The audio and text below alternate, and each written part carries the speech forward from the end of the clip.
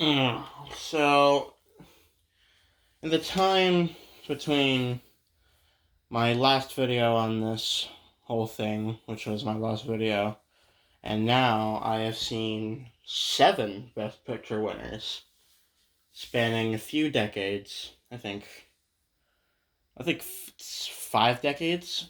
Um, and we're gonna have to do 2 parts of this one video because there's no way I'll be able to fit all 7 in the YouTube title because there's a character limit, unfortunately.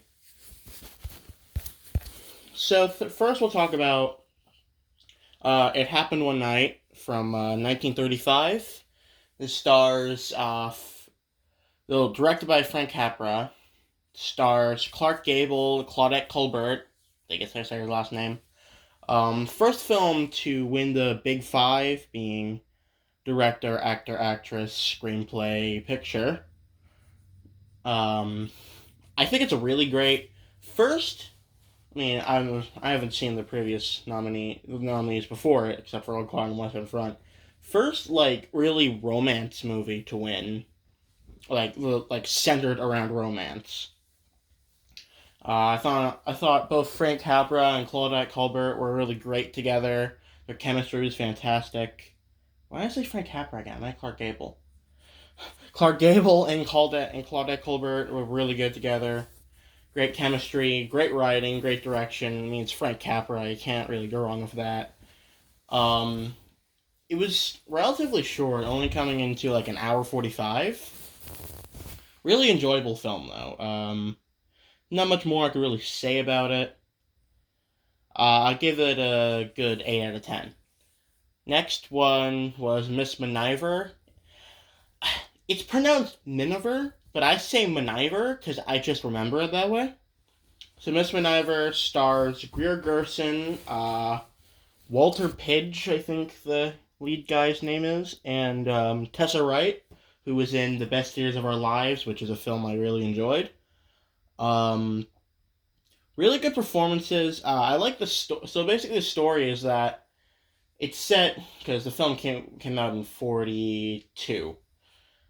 It's basically about people in London, like high class London people, having to deal with the bombings that the Germans were doing that were actually happening at the time when the movie was made. And how they had to adapt their lives around that. It's really good. A lot of work with religion and how religion can really keep us going. The end is in a church, and near the beginning is also in a church, so it's kind of like a thing. And there's also the whole subplot. So Tessa Wright, she fell in love with Miss Miniver's son. I believe his name is Val. I think Val, and so he went off to. He was in the Air Force, where he got into the Air Force because he's like, oh, upper class people are so privileged. We haven't really learned anything. We need to, you know, shut our mouths, stuff like that. So he went to go fight in the Air Force. And Tessa Wright is like, I know he's most likely going to die. And they all have to come to grips with that. But the thing is that at the end of the film, Tessa Wright is the one who dies. Her and Miss Miniver are trying to get home, but like a bombings happen, and one of the planes, like with the guns, it attacks the car, or not really attacks it. It kind of just gets hit in the crossfire. Miss Miniver survives, but Tessa Wright gets a bullet right to her neck, and it killed her. And so I really liked the element of you're expecting him to die, but not her. Really, really good film. Definitely captured this time period well. I enjoyed the story. Very, very good. I'll give this a. I'll give it an 8 out of 10 as well.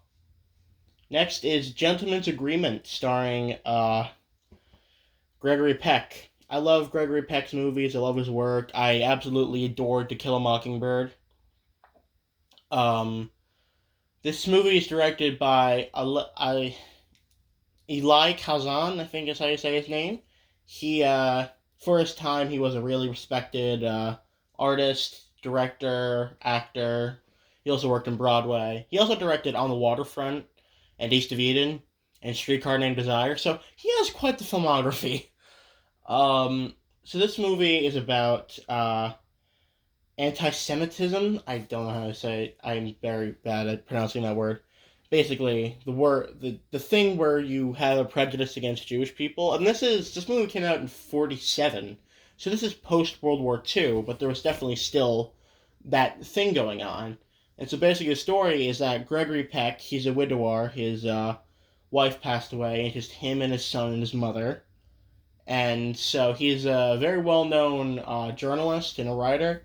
So his boss comes to him and is like, "Hey, I want you to write a story about anti-Semitism."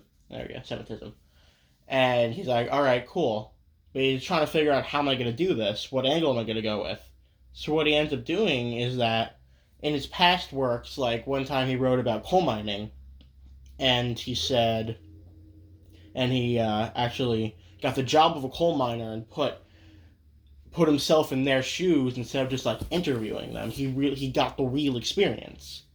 And so what he does is that he lived in California, but he moved to New York to be closer to home.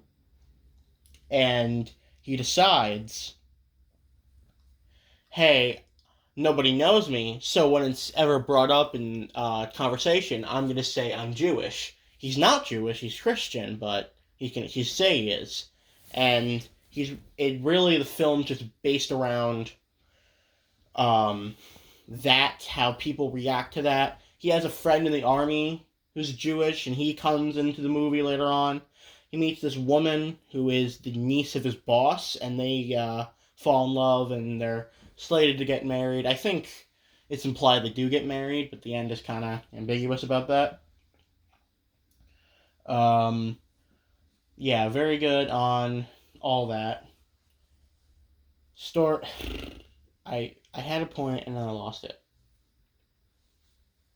Oh yeah, so basically he realizes the injustice Jewish people face, and he's like, "All right, this isn't fair. We need to change something." And all the people around him are just saying, "No, that's just how it is. You can't change that." Even even his Jewish friend. Well, no, actually, the Jewish friend doesn't say that. So yeah, there's a. I don't like rambling. Very good, very good movie. 9 out of 10. I'll give it a 9. Next is Marty from 1955, starring Ernest Borgnine, I think it is. Honestly, I love this man. Like, he is the Forrest Gump of the 50s. It is, so basically, it's a very simple story. It is the shortest Best Picture winner ever, coming in at an hour 30 exactly. Might actually be an hour 29, but still, it's a very, very short film. And it talks about how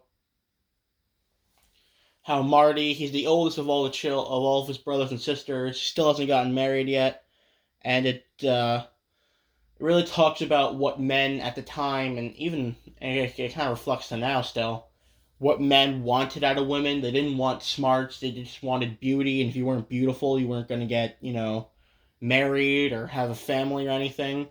But so he's at this nightclub, and this guy is with the school teacher who she was a very pretty woman, but I guess by 50 standards she wasn't. So he tries to pay Marty to take her out with him to get her out of the way, and he doesn't take it obviously because he has morals. He's the best, and so he goes to this other guy, and he's like, "Hey, you wanna take her out?" And he's like, "Okay, sure." So she does it. So he does it, and she gets pissed that she doesn't fall for it. So then after all that happens, Marty comes over, and they talk for a bit, and they dance, and then they really talk for like most of the night. And while this is happening, it kind of flips back to, I believe, Marty's cousin. Yeah, his cousin. Um, his cousin's wife just decided to kick his mother out of the house because she's like becoming too much of a like on top of her, like how mother-in-laws are, just on top of her. And it really grapples with, uh, like families back then. When the children move away, what purpose does the wife have? And it's weird because the aunt or the sister to Marty's mother says she's an old lady, but she's only 59. That's still relatively young. And there's that whole dynamic. But no, I actually really, really like this movie. Very, very good. I'll give it a 9 out of 10. So, this isn't the only video that I'm going to be doing. Next one will be coming right after this, actually. Like, literally, I'm going to record this one, record the next one, and then upload both of them.